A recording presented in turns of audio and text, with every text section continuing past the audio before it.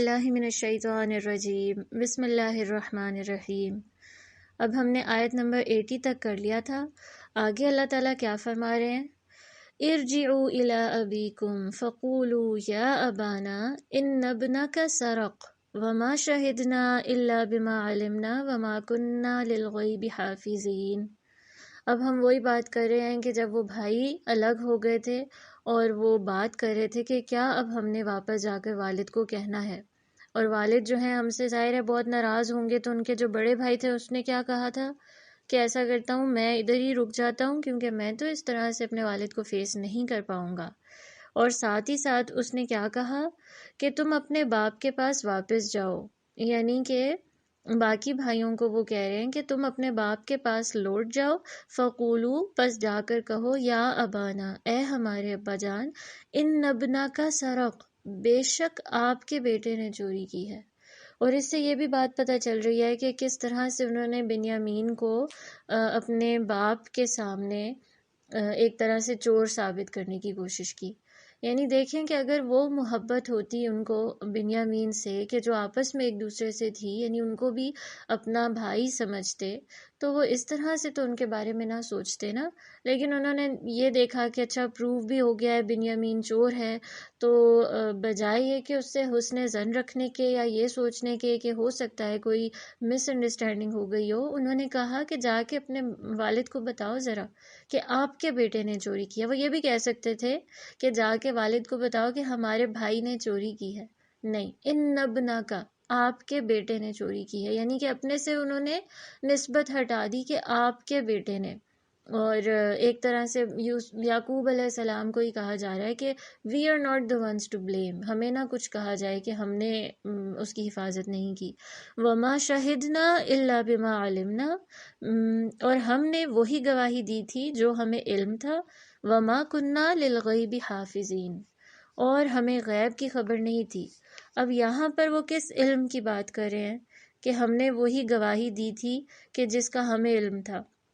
کہا جاتا ہے کہ ایک تو وہ جو عہد انہوں نے کیا تھا نا کہ ہم بنیامین کو بحفاظت واپس لے کر آئیں گے، تو یہ عہد انہوں نے اپنے علم کے مطابق کیا تھا کہ انہیں پتا تھا کہ ہم پوری کوشش کر لیں گے۔ بعد میں جو ہوا وما کننا للغیب حافظین، ہمیں غیب تو نہیں پتا تھا، یہ تو ہمارے وہم و گمان میں بھی نہیں تھا کہ اس طرح کا کوئی واقعہ بھی ہو سکتا ہے کہ بنیامین کو وہ روک سکتے ہیں اپنے پاس۔ ایک مطلب تو یہ ہے علم ہونے کا، ٹھیک ہے۔ دوسرا یہ ہے علم ہونے کا کہ ہمیں نہیں پتا تھا کہ وہ چوری کرے گا، یعنی ہم نے تو وہی گواہی دی کہ اس کے سامنے، یوسف علیہ السلام کے سامنے ہم نے تو یہی کہہ دیا تھا عزیز مصر کے سامنے کہ جو چور ہوگا وہ پھر آپ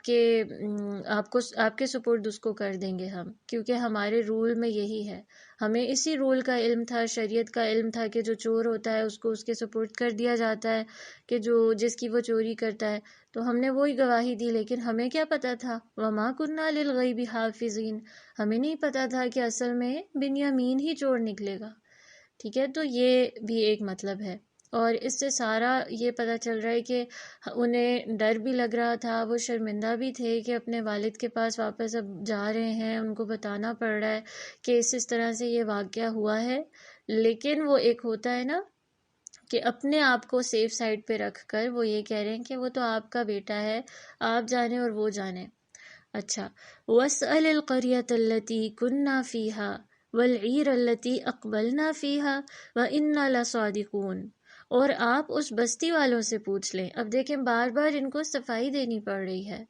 اور وہ بندہ کب دیتا ہے کہ جب اس کا ٹرسٹ ختم ہو چکا ہو اس پر سے، یعنی یعقوب علیہ السلام اب ان کو ٹرسٹ نہیں کرتے تھے جو انہوں نے پہلے کیا تھا، اب ان کو بار بار پروو کرنا پڑ رہا ہے کہ نہیں ہم غلط نہیں تھے، آپ بے شک اس چیز کے بارے میں ان سے جا کر پوچھ لیں جو کہ بستی والے تھے۔ قریہ یعنی کہ اس جگہ مصر کی بات ہو رہی ہے، مصر کے رہنے والے لوگ جو آس پاس تھے، جو وٹنس تھے اس بات کے کہ بنیامین نے چوری کی ہے، وہ کہہ رہے ہیں آپ جا کر ان سے سوال کر لیں، یعنی ہم جھوٹے نہیں ہیں۔ وَالْعِيرَ الَّتِي أَقْبَلْنَا فِيهَا، یعنی اس قافلے سے یا پھر آپ پوچھ لیں جس کے ساتھ ہم واپس آئے ہیں، کیونکہ وہ اکیلے نہیں گئے تھے نا، ان کے ساتھ اور لوگ بھی گئے تھے غلہ لینے، تو یا تو آپ ان سے جا کر پوچھ لیں وَإِنَّا لَصَادِقُونَ، اور بے شک ہم سچے ہیں. Indeed we are the ones who are saying the truth. اور اس سے پتہ چل رہا ہے کہ ایک انسان کو جب وہ بار بار جھوٹ بولنے لگ جاتا ہے نا تو پھر اس کے اوپر سے اعتبار اٹھ جاتا ہے. اس لیے کوشش یہی کرنی چاہیے کہ اپنی زبان کو سچائی کی عادت ڈالیں. ادروائز کیا ہوگا، آپ ہی کی عزت کم ہوگی اور آپ کے اوپر سے لوگوں کو اعتبار اٹھ جائے گا. اچھا، اب یعقوب علیہ السلام نے جب یہ ساری بات سنی تو انہوں نے کیا کہا؟ قال بل سولت لکم انفسکم امرا. وہی بات کہی کہ جب انہوں نے آ کر یوسف علیہ السلام کے بارے میں سٹوری بتائی تھی نا کہ ایسا ہوا ہے کہ اس کو تو ایک بھیڑیا کھا گیا ہے، ہم نے بڑی حفاظت کی کوشش کی تھی لیکن ایسا ہو گیا کہ بس ہم نہیں بچا سکے. تو یعقوب علیہ السلام نے آگے سے ڈانٹا نہیں تھا، بس اتنی بات کر دی تھی کہ یہ تو تمہارے نفسوں نے تمہارے لیے اس بات کو آراستہ کر دیا ہے. سوالا کا مطلب ہم نے کیا پڑھا تھا؟ یعنی کسی چیز کو بیوٹیفائی کر دینا اس طرح سے کہ وہ اصل میں تو وہ گندگی ہو، یعنی اصل میں وہ بہت بری چیز ہو لیکن آپ کو بہت اچھی نظر آ رہی ہے، آپ کو بہت بھلی نظر آ رہی ہے. تو شیطان کیا کرتا ہے کہ گناہ کو بیوٹیفائی کر دیتا ہے انسان کی نظر میں، کہ اس کے اندر سے یہ حس ختم ہو جاتی ہے کہ یہ کوئی غلط کام ہے اور انسان اس کام کو صحیح سمجھنے لگ جاتا ہے. اور اسی وجہ سے کیا ہوتا ہے کہ ہم گناہ پہ گناہ کب کرتے جاتے ہیں اور شرمندہ بھی نہیں ہوتے ہیں، توبہ بھی نہیں کرتے ہیں، کہ جب ہمیں لگتا ہے کہ ہم تو ٹھیک کر رہے ہیں نا. بل سولت لکم انفسکم امرا، یہ بات جو تم نے کی ہے یہ اصل میں تمہارے نفسوں نے تمہارے لیے آراستہ کر دی، آسان کر دی. اب دیکھیں کہ وہاں پر یوسف کے معاملے میں جب انہوں نے یہ بات کی تھی آ کر کہ واقعی ان کے ساتھ برا کیا تھا لیکن آ کر اپنی صفائی پیش کر رہے ہیں، تو یعقوب علیہ السلام کا یہ کہنا درست تھا کہ تمہارے نفسوں نے تمہارے لیے یہ کام آسان کر دیا، یا یہ بات، یہ جھوٹ گھڑنا آسان کر دیا، کیونکہ اصل میں تم جھوٹ بول رہے ہو. یہ یعقوب علیہ السلام کو کس چیز سے اس بات پر یقین تھا کہ یہ جھوٹ بول رہے ہیں؟ کیونکہ یوسف علیہ السلام نے اپنا خواب بتایا تھا، اور خواب کے مطابق تو ایسا تھا کہ یوسف کو بہت عزت ملے گی، یوسف کو کوئی بھیڑیا نہیں کھا سکتا، وہ تو زندہ رہے گا تبھی ایسا ہوگا کہ وہ خواب کی تعبیر ہوگی. یعقوب علیہ السلام کو پتہ تھی یہ بات. مگر یہاں اگر دیکھا جائے تو یہاں پر یعقوب علیہ السلام نے ایسی بات کیوں کہی کہ تمہارے نفسوں نے یہ بات کی ہے تمہارے لیے آسان، یا ہو سکتا ہے تم ہی جھوٹ بول رہے ہو؟ وہ اس لیے کہ دیکھیں کہ اللہ سبحانہ وتعالیٰ نے وحی کے ذریعے یعقوب علیہ السلام کو اس دفعہ خبر نہیں کی تھی. ٹھیک ہے، پہلے بھی وحی کے ذریعے خبر نہیں تھی. وہ یعقوب علیہ السلام کا انسٹنکٹ تھا کہ ایسا نہیں ہو سکتا کہ یوسف جو ہے اللہ اس کو کوئی نقصان دے دے، کیونکہ اس کے بارے میں تو اللہ تعالیٰ نے خود اسے خوشخبری دی ہے. لیکن یہاں پر کوئی بات اللہ سبحانہ وتعالیٰ نے یعقوب علیہ السلام کو نہیں بتائی کہ وہ بنیامین اس طرح سے محفوظ ہے، کچھ بھی نہیں انہیں پتا تھا. اس سے یہ بھی پتہ چلتا ہے کہ انبیاء کو غیب کا علم نہیں ہوتا، اتنا ہی پتہ ہوتا ہے جتنا اللہ تعالیٰ ان کو بتا دے. اور دوسری بات یہ بھی ہے کہ ایک تو ان پر ٹرسٹ بھی نہیں تھا نا، تو جب اعتبار نہ ہو، وہ اعتبار اپنا کھو چکے ہوں، تو ڈیفینیٹلی یعقوب علیہ السلام اب پچھلے واقعے کے مطابق ہی ان کو جج کریں گے نا. تو اس سے بھی بہت ہمیں پتہ چلتا ہے کہ ہم اپنے رشتوں کو جو ہے نا بہت کبھی کبھار لائٹ لے لیتے ہیں. کچھ بھی کہہ دیا، کچھ بھی کر لیا. they are the ones who always tolerate me. یہ تو میری جھڑکیں، میری بدتمیزی، میرا برا سلوک ہمیشہ سہ لیتے ہیں، تو I can treat them in any way I want. یہ بہت غلط بات ہے. ہمیں نہیں پتہ ہوتا کہ کون سی ایسی حرکت، کون سی ایسی بات کسی کا اتنا دل دکھا دے اور کسی کی نظر میں آپ کی عزت کم کر دے. تو ہمیشہ کیئرفل رہنا چاہیے. یہ رشتے جہاں اللہ تعالیٰ نے خوبصورت بنائے ہوتے ہیں، مضبوط بنائے ہوتے ہیں، وہاں نازک بھی ہوتے ہیں. ٹھیک ہے، تو انویسٹ کرنا چاہیے ان ریلیشن شپس میں، ٹائم دینا چاہیے ان کو، اور اپنا ایک ٹرسٹ جو ہے نا اس کو برقرار رکھنا چاہیے ہے. اچھا، جب انہوں نے یعقوب علیہ السلام نے یہ بات کہی، ظاہر ہے اب وہ پھر غمگین ہو گئے تھے. ایک بیٹا تو میرا چلا گیا، اب دوسرے کے بارے میں یہ بتا رہے ہیں کہ وہ بھی اب آپ سے دور جا چکا ہے. اب سوچیں یعقوب علیہ السلام کے دل کی کیفیت کیا ہوگی کہ یوسف ہی کے غم سے وہ بھی نہیں نکلے، اتنا عرصہ ہو گیا. یہ بھی نہیں کہ کوئی 1-2 سال ان کا بیٹا ان کی آنکھوں سے دور رہا ہو. اور ایک کا پتہ چل جائے نا اگر کہ وہ شخص مر چکا ہے تو بھی بہت تکلیف ہوتی ہے، انسان غم سے نڈھال ہو جاتا ہے. لیکن اگر ایک کا پتہ چلے کہ وہ تو غائب ہے، گم شدہ ہے، اب آپ بار بار یعنی اسی سوچ کے ساتھ ہر روز آپ اپنا گزارتے ہو، ہر دن آپ یہی سوچتے ہوئے گزارتے ہو کہ پتہ نہیں وہ کس حال میں ہوگا،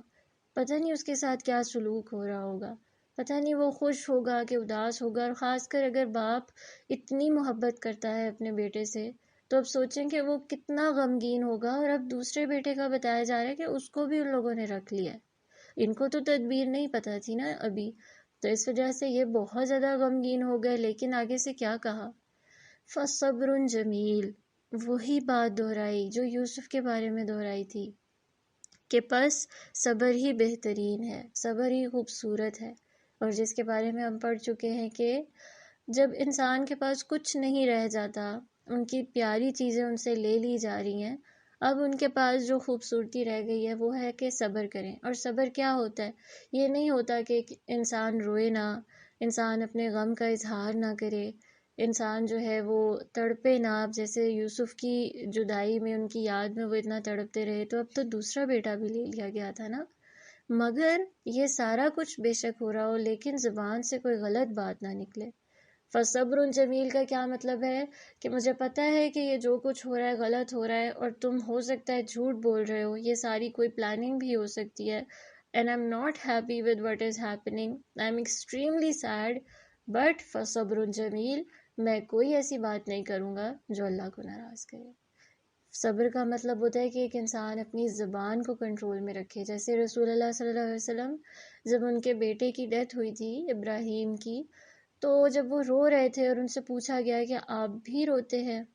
یعنی آپ بھی آنسو بہا رہے ہیں، ہمیں تو لگتا تھا کہ آپ اللہ کے نبی ہیں تو آپ اتنے اسٹرانگ ہوں گے کہ کوئی بڑے سے بڑا امتحان بھی آپ کی زندگی میں آ جائے آپ نہیں آنسو بہائیں گے، آپ پھر بھی جو ہے اس کو بہت اسٹرانگلی فیس کریں گے. اور ہمیں لگتا ہے کہ اسٹرانگ ہونے کا مطلب یہ ہے کہ ایک انسان اس ٹائم پہ بھی اسمائل کرا اور غم کا اظہار نہ کرے یا روئے نہ.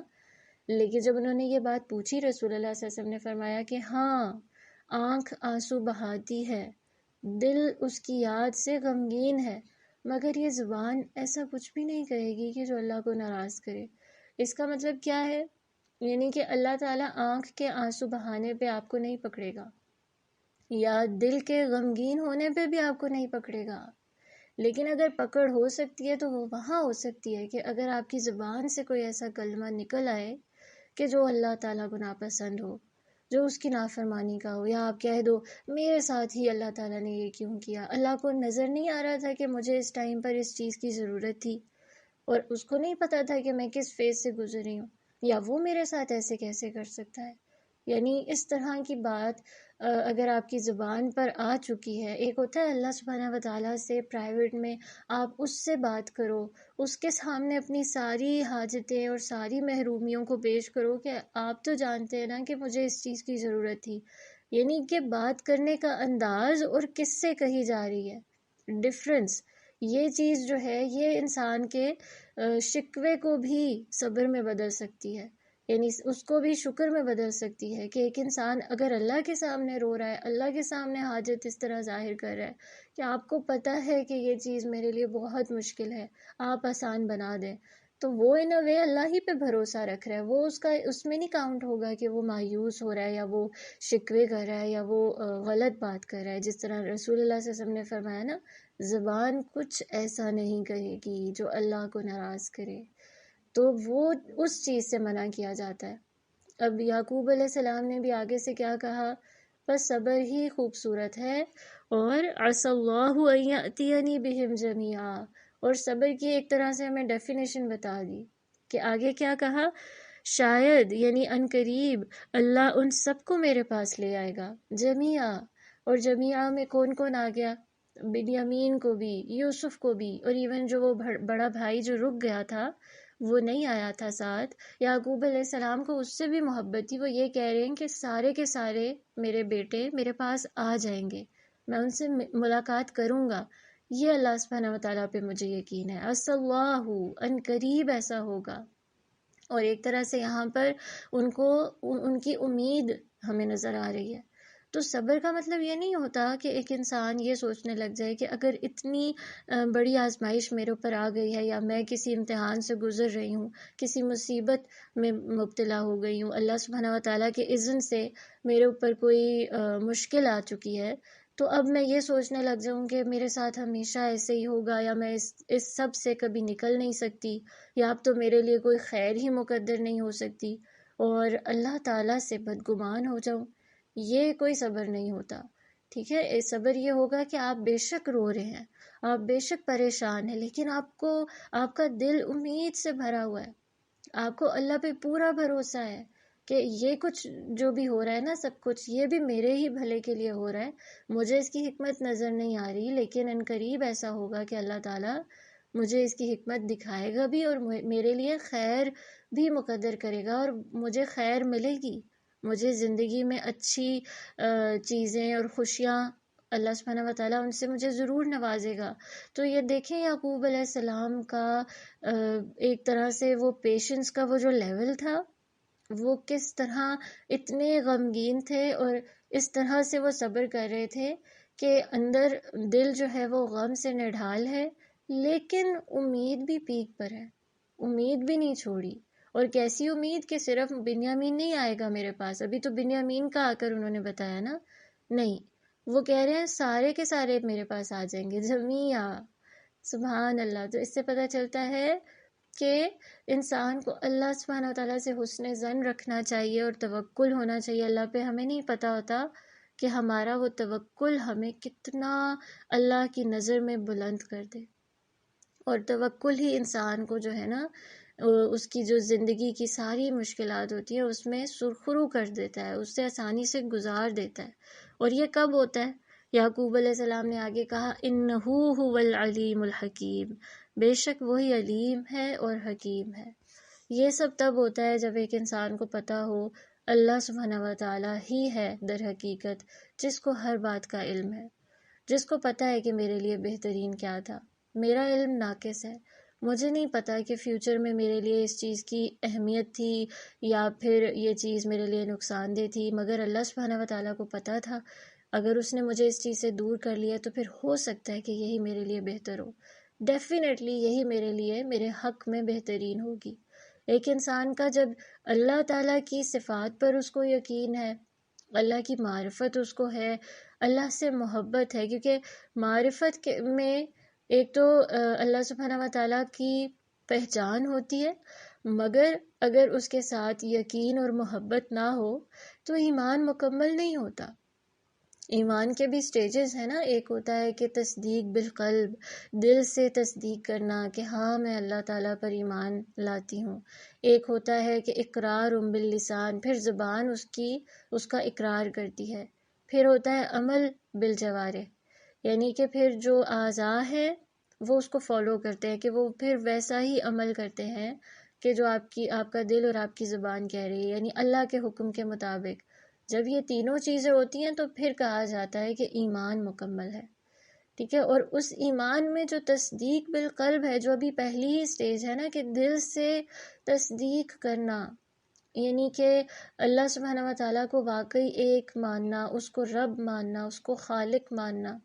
اور اپنا مالک ماننا، یعنی اللہ تعالیٰ کی وہ جو پہچان ہے. اس تصدیق بالقلب کے بھی آگے اگر اس کو ہم ڈیوائڈ کریں تو 3 سٹیپس ہوتے ہیں،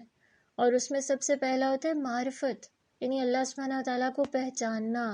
اس کی صفات سے، اس کے ناموں سے، اس کی نشانیوں سے. اور پھر ہوتا ہے یقین، یعنی یہ نہیں کہہ سکتے آپ کہ ہاں ایک رب ہے پر پتہ نہیں، مجھے ڈاؤٹ ہے کہ وہ اکیلا بھی ہے کہ نہیں ہے. یعنی اس طرح کی کسی بھی اللہ سبحانہ تعالیٰ کی صفت میں یا اللہ تعالیٰ کے نام میں اگر آپ کو ڈاؤٹ آ رہا ہے، پھر آپ کا ابھی یقین ہی مکمل نہیں ہوا، یعنی کہ وہ جو ایمان کا فرسٹ سٹیپ تھا ابھی تو وہی مکمل نہیں ہو رہا. ٹھیک ہے، اچھا، اور اس کے بعد تھرڈ سٹیپ کیا ہے کہ خالی معرفت ہونا اور یقین ہونا بھی کافی نہیں، بلکہ اس کے ساتھ ہی ساتھ محبت ہوگی تو تصدیق بالقلب کا وہ جو لیول ہے وہ کمپلیٹ ہوگا، اور پھر انسان زبان سے اقرار کرے گا. تو سب سے پہلے تو اگر آپ کے دل میں اللہ کی محبت ہی نہیں، آپ کو یہ بات پتہ ہی نہیں کہ وہ میرا رب ہے، وہ میرے لیے برا نہیں سوچ سکتا، مجھے وہ کسی مشکل میں نہیں ڈال سکتا جسے میں برداشت نہ کر سکوں، وہ میری خوشی چاہتا ہے اور وہ میرا سکون چاہتا ہے۔ یعنی اگر ایک انسان یہ سوچنے لگ جائے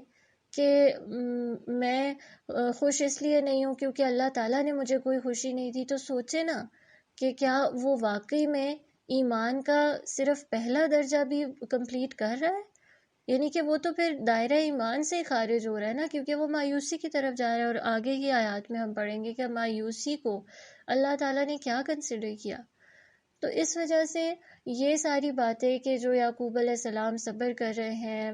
اور اتنے زیادہ پر امید ہیں، یہ کب انسان کرتا ہے؟ جب اس کو پتہ ہوتا ہے کہ انہو هو العلیم الحکیم، وہی تو ہے جو بہت زیادہ علم رکھنے والا ہے، اس کے علم تک کوئی پہنچ ہی نہیں سکتا، اور وہی مالک ہے، وہی بادشاہ ہے۔ اب ہم جو ہیں اس کے غلام ہیں، اس کے عبد ہیں، اس کی مرضی کہ وہ اپنے غلاموں کے ساتھ کیا کرے، یعنی اس کو کوئی کوسچن نہیں کر سکتا،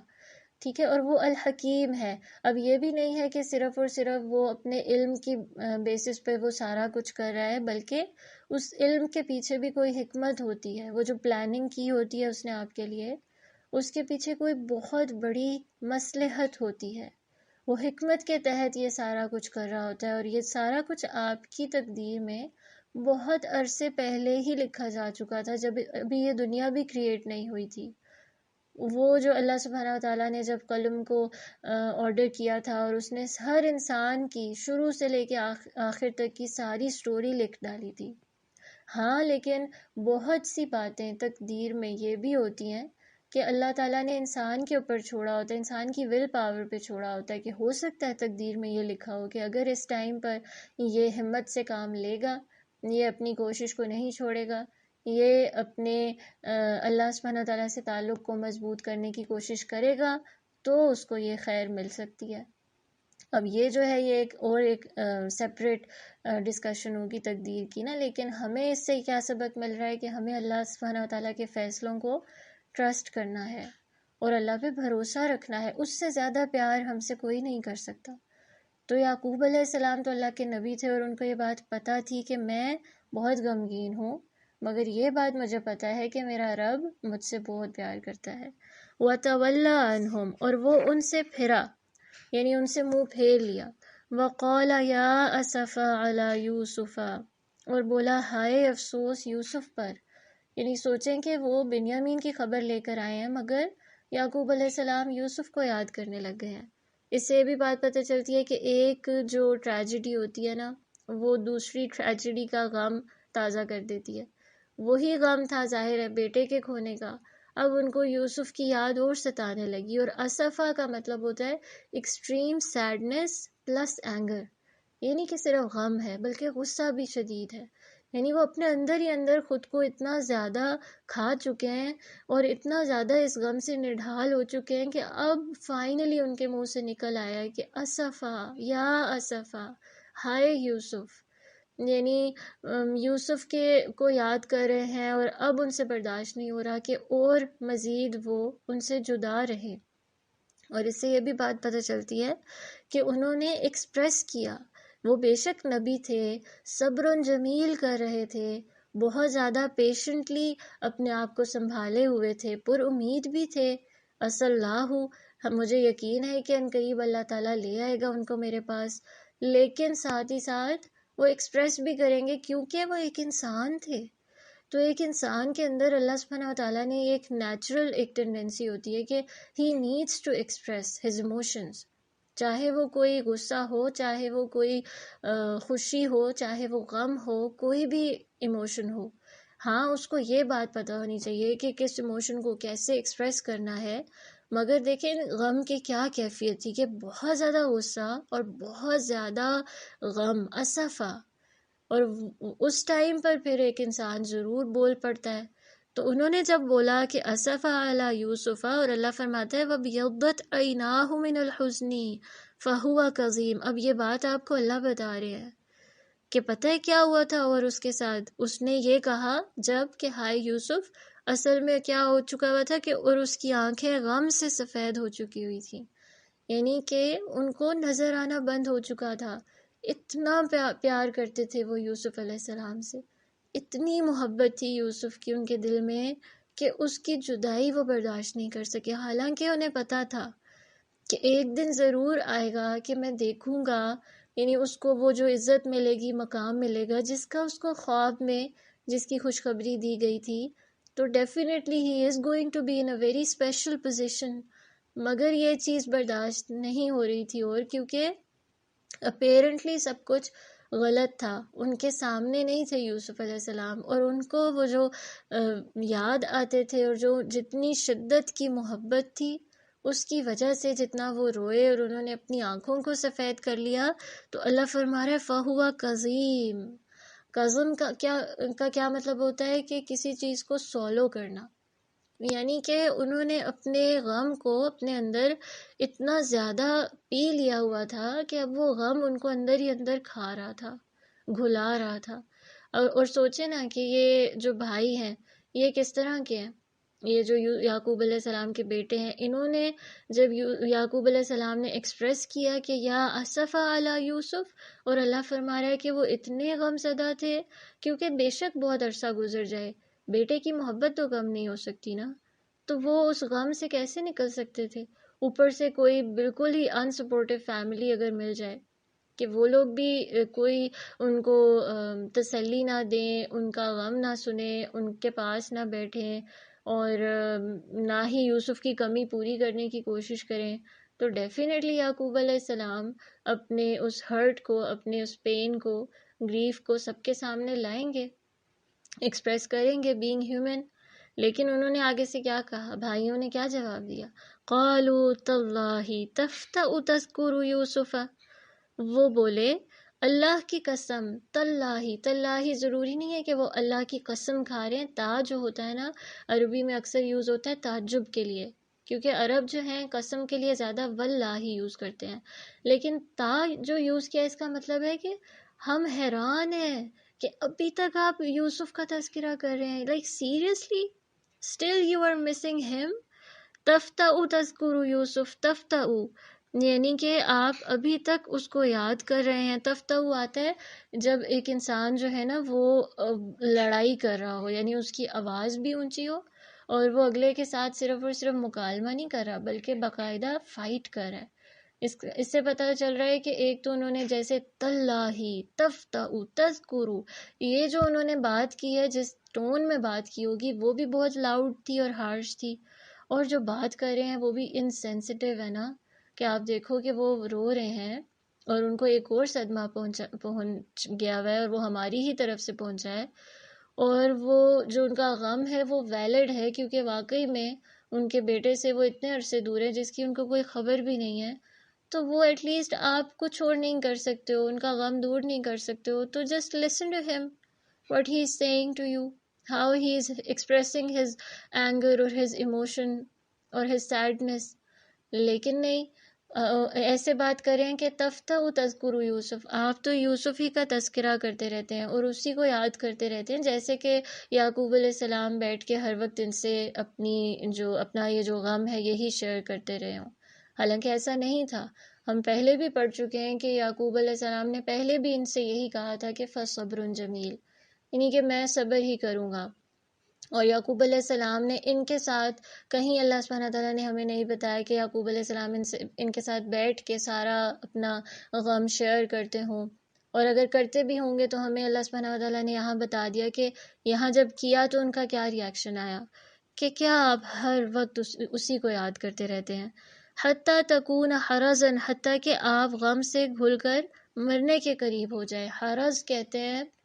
کہ جو انکیوریبل ڈیزیز کی لاسٹ سٹیج ہوتی ہے نا، مطلب کہ ایک انسان کی باڈی اب کسی کام کی نہیں رہی، یا اس کو اتنا زیادہ یا بڑھاپا طاری ہو گیا یا کوئی مرض لاحق ہو گیا ہے کہ اب وہ کسی کام کا نہیں رہا، اتنا زیادہ وہ بالکل مرنے کے قریب ہو گیا، اس کو کہتے ہیں حرز. تو وہ کہہ رہے ہیں کہ آپ یوسف کو اتنا زیادہ جو یاد کرتے رہتے ہیں نا، آپ اندھے تو ہو چکے ہیں، اب آپ اور زیادہ اگر اپنے آپ کو غم سے نڈھال کریں گے تو ایک ٹائم آئے گا کہ آپ مرنے کے قریب ہو جائیں گے. یعنی گیٹ اوور اٹ. ان کا مطلب یہ تھا کہ آپ اس چیز سے نکلے اب باہر، اپنے آپ کو موو آن ود لائف. اور اس سے پتہ چلتا ہے کہ ہم بھی اکثر یہی کرتے ہیں. یعنی کہ جو ہماری خاص کر جو ہمارے فیملی ممبرز ہوتے ہیں نا، کیونکہ we are actually singing them all the time, ہم ان کے ساتھ ہوتے ہیں، ہم ان کو ہر وقت دیکھ رہے ہوتے ہیں. ان کا کوئی پین ہے، کوئی بیماری ہے سپوز، یا کوئی اور ایموشنل ٹراما ہے، کوئی سیٹ بیک ہے. اور بے شک اگر وہ بہت پہلے بھی ہوا ہو، کوئی ایسی ٹریجڈی ہوئی ہو جو بہت پہلے گزری ہو، لیکن ہم کہتے ہیں کیا آپ ایک ہی بات لے کر بیٹھے رہتے ہیں؟ کیا آپ بار بار اس چیز کو شیئر کرنے کی کوشش کرتے ہیں؟ یا اتنا زیادہ سیڈ ہونے کی کیا ضرورت ہے؟ Suppose a mother last Hare child, اور اس کے جو باقی فیملی ممبرز ہیں یا ریلیٹیوز ہیں وہ بھی ظاہر ہے غمگین تھے، لیکن ظاہر ہے جو ماں کا غم تھا وہ تو ان کا غم نہیں تھا نا. تو انہوں نے اس چیز کو اوور کم کر لیا، لیکن ایک ماں نہیں کر سکی. ٹھیک ہے، اس کو وہ چیز چاہیے ہے کہ اس کو کسی سے شیئر کرنا ہے، یا کوئی ایٹ لیسٹ صرف سن لے اس کا دکھ. یا اگر کبھی کبھار تو یہ بھی نہیں چاہیے ہوتا کہ کوئی آپ کا دکھ سنے، بلکہ آپ کے ساتھ کوئی بس اچھا سلوک کر لے، یا آپ کو ہرٹ نہ کرے، آپ کے ساتھ معاملہ اچھا رکھے. ٹھیک ہے، وہی ایک انسان کے لیے خوشی کا باعث ہو جاتا ہے. مگر ہم اتنا بھی نہیں دے سکتے اکثر لوگوں کو. کیوں؟ کیونکہ ہم وہاں پر اپنے لیے سیلفش ہو رہے ہوتے ہیں. بیکاز ان کا غم میں نڈھال ہونا یا ان کو تکلیف میں دیکھنا، ہاں ہم کہتے تو ہیں، اور ایک طرح سے بات صحیح بھی ہے، ان کی محبت میں ہی ہم کہہ رہے ہوتے ہیں کہ ہم سے بار بار نہیں دیکھا جاتا نا کہ وہ اتنی تکلیف میں. مگر آپ یہ سوچیں نا کہ تکلیف تو ویسے بھی ان کو ہونی ہے، وہ چاہے آپ کے سامنے اظہار کریں نہ کریں، وہ ویسے بھی تکلیف اٹھائیں گے ہی اٹھائیں گے. ٹھیک ہے، تو اور وہ انیویٹیبل ہے ایک طرح سے، اللہ سبحانہ تعالیٰ کی طرف سے آ گیا ہوا امتحان. مگر ہاں آپ کا اچھا جیسچر، آپ کا اریٹیٹ نہ ہونا، یا آپ کا چپ کر کے سن لینا، آپ کا ان کو تھوڑی تسلی سی دے دینا. کبھی کبھار all the other person wants is to say something، کہ وہ اپنے دکھوں کا اظہار کر لے، اور وہ آپ سے صرف یہ چاہ رہا ہوتا ہے کہ آپ سن لو بیٹھ کے. کوئی مشورہ نہ دو، کوئی لیکچر نہ دو، just listen to them. they just want that. لیکن اگر آپ وہ کر لیں گے تو پھر ہو سکتا ہے کہ ان کے غم میں کمی بھی آئے یا کوئی بہتری آئے. بے شک نہ بھی آئے، آپ کو تو ثواب ملے گا ہی ملے گا نا.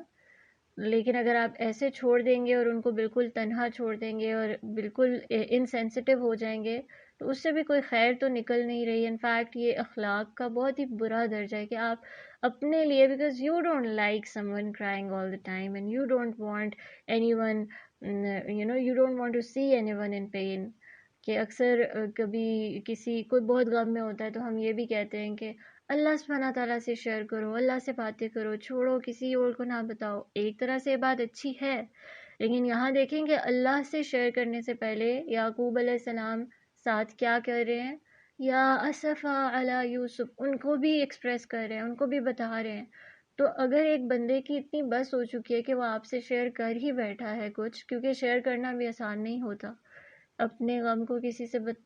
کسی کو بتانا آسان بات نہیں ہوتی. اگر کوئی کہہ ہی رہا ہے تو ایٹ لیسٹ وہاں پر آپ تھوڑے کرٹیس ہو کر اللہ کی خاطر لینڈ اے شولڈر اور لینڈ اے ایئر، آپ اپنا صرف کان ہی دے دو کہ آپ سن ہی لو، اس سے بھی بہت بہتری آ سکتی ہے. اور او تکون من الحالکین، یا تو کیا کریں گے آپ بالکل مرنے کے قریب ہو جائیں گے یا ہلاک ہونے والوں میں سے ہو جائیں گے. یعنی کہ وہ کسی طرح سے ایکسیپٹ نہیں کر رہے تھے کہ ہمارا باپ کیا ہر وقت، اور ایک طرح سے وہاں پر دوبارہ سے جیلسی بھی سامنے آ رہی ہے کہ یوسف علیہ السلام سے جو وہ اتنے جیلس تھے، اور جو ان کا پلان تھا، جو ان کا مقصد تھا، وہ تو یہی تھا کہ جب اس کو دور لے جائیں گے تو شاید اب باپ جو ہے اس کی یاد میں رونا بند کر دے. پر اصل میں کیا ہوا؟ یاد اور گہری ہو گئی، محبت اور زیادہ اسٹرانگ ہو گئی. تو وہ ان کا مقصد تو اس پہ تو وہ پورا نہیں اتر پائے، اس وجہ سے اب وہ اور زیادہ غصے کا اظہار کر رہے ہیں اور اپنے باپ کو ایسے ٹریٹ کر رہے ہیں. اب یعقوب علیہ السلام نے کیا فرمایا؟ قال انما اشکو بثی وحزنی الی اللہ واعلم من اللہ ما لا تعلمون. یعقوب نے کہا میں تو اپنی پریشانی اور غم کا شکوہ اللہ ہی سے کرتا ہوں، اور میں اللہ کی طرف سے وہ جانتا ہوں جو تم نہیں جانتے. یعنی کہ اب وہ بتا رہے ہیں کہ میں اپنے غم کا انما اشکو بسی، میں شکوہ کرتا ہوں یا اظہار کرتا ہوں، بسی اپنے غم کا، وحزنی، اچھا بسا جو ہے نا اس کا مطلب بھی ہوتا ہے غم، لیکن وہ شدت غم ہوتی ہے، شدت الحزن ایک ہوتی ہے، ایک لیول ہوتا ہے غم کا جس کو عربی میں کہا جاتا ہے غمہ، ٹھیک ہے۔ غمہ کا بیسکلی مطلب ہوتا ہے کسی چیز کو کور کر دینا، کسی چیز کو ڈھانک دینا، ٹھیک ہے، جیسے کہ غمام بادلوں کو کہتے ہیں کیونکہ وہ سورج کی روشنی کو ڈھانپ لیتے ہیں، ٹھیک ہے۔ تو وہ ایک ہوتا ہے کہ آپ کے اندر کی جو سکونی کیفیت تھی، اطمینان تھا، یا آپ جو تھے وہ بڑے خوش تھے، ٹھیک ہے،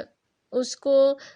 تھوڑی دیر کے لیے کسی پریشانی نے آ کر، کسی بھی کوئی بھی چیز تھی جس پہ آپ کو ایک دم سے غم لاحق ہو گیا، اس نے وہ کیفیت جو تھی وہ ڈھانپ دی اور آپ بہت بے چین ہونے لگ گئے، ٹھیک ہے۔ تو وہ ایک نارمل جو ہم ہو جاتے ہیں سیڈ، ٹھیک ہے، اس کے لیے یوز ہوتا ہے غم۔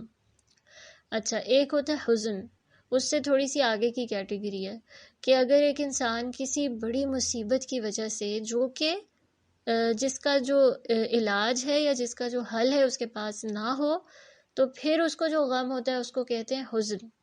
اور وہ اس سے زیادہ ہوتا ہے انٹینسٹی میں بھی، کیونکہ یہ اندر تک اتر چکا ہوتا ہے آپ کے، اور یہ تھوڑا سا پرولونگڈ پیریڈ کے لیے ہوتا ہے کہ آپ کے جب اندر کی کیفیت ایسی ہو جائے گی کہ اب آپ کا بس نہیں چل رہا کہ آپ جو ہے اس کا اظہار کرو، یعنی یو آر سو سیڈ کہ آپ کوشش کر رہے ہیں کہ آپ اپنے آپ کو جو ہے پھر بھی you try to put a smile on your face, you try not to show it to anyone else, لیکن آپ اتنے زیادہ حزن میں ہیں، اتنا زیادہ آپ گریف میں ہیں کہ بس وہ کہیں نہ کہیں آپ کی ایکسپریشن سے نظر آ رہا ہے۔ مگر ایک اس سے بھی آگے کی کیٹیگری ہوتی ہے، وہ ہوتا ہے بسا۔ بسا ہوتا ہے شدت الحزن، اس حزن کی بھی شدت اتنی زیادہ انٹینسٹی ہو چکی ہے کہ وہ غم اندر ہی اندر انسان کو اب کھانے لگ گیا ہے، اب انسان جو ہے وہ اس میں گھل رہا ہے، اور اس کی ڈیفینیٹلی کوئی نہ کوئی اس کو فزیکلی بھی وہ چیز جو ہے، وہ ایموشنل جو ٹراما ہے اب وہ افیکٹ کرنے لگ گیا ہے، اور کہیں نہ کہیں اس کی زندگی، اس کے معاملات، اس کے رشتے بھی افیکٹ ہونے لگ گئے ہیں، کیونکہ وہ غم اتنا شدید ہے۔ تو یہاں دیکھیں کہ غم کے لیے کیا ورڈ یوز ہوا، انما اشکو بسی، پہلے بسا کا لفظ یوز ہوا ہے، پھر وہ حزنی، اور حزن بھی کر رہا ہوں، یعنی مجھے اس کا کوئی وے آؤٹ بھی نظر نہیں آ رہا، اور میرے لیے یہ بہت زیادہ قلق کی، پریشانی کی بات ہے کہ میں یوسف سے دور ہوں، میں اپنے بچوں سے دور ہوں، اللہ، لیکن میں اس غم کی فریاد صرف اور صرف اللہ سبحانہ و تعالیٰ سے کر رہا ہوں، کیونکہ انسانوں کو بتا کے میں نے دیکھ لیا ہے اور مجھے اس سے کوئی بھی حل نہیں ملا، نہ ہی ان لوگوں نے انڈرسٹینڈ کیا، تو اس وجہ سے اب وہ اپنی غم کی فریاد کس کو بتا رہے ہیں؟ اللہ سبحانہ و تعالیٰ کو بتا رہے ہیں۔ انشاءاللہ اسی سے ہم کل کنٹینیو کرتے ہیں، اور آج کے لیے بس اتنا ہی۔ جزاکم اللہ خیرا کثیرا۔